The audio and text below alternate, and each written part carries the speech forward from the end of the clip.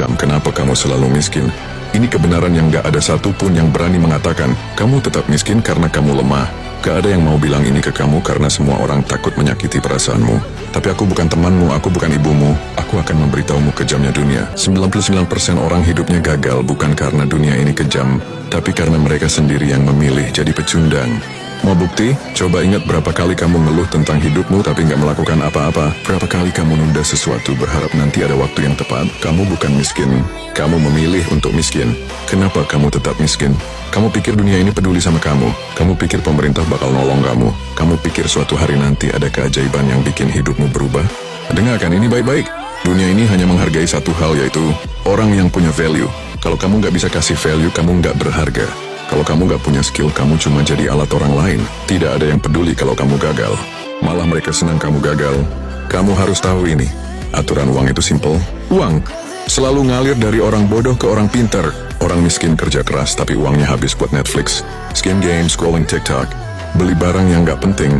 Dan orang kaya, mereka curi uang dari orang miskin lewat bisnis, investasi, dan hiburan yang kalian nikmati. Dulu Jeff Bezos bukan siapa-siapa. Dia keluar dari kerjaan bergaji tinggi buat jualan buku online. Orang-orang ngejek dia, bilang, ngapain jualan buku di internet? Itu ide bodoh.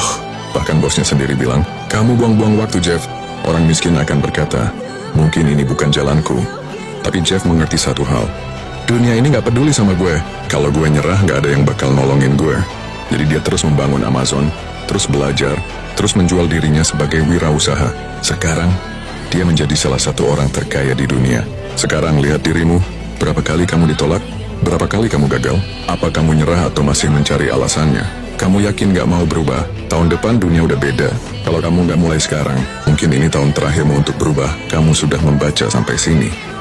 Berarti kamu berbeda dari yang lain. 99% orang akan melewatkannya, tapi kamu masih di sini karena kamu sadar akan sesuatu. Hidupmu harus berubah, tapi ingat kesuksesan itu pilihan. Jadi follow akun ini bersama puluhan ribu lainnya, dan ikutlah berkembang bersama kami.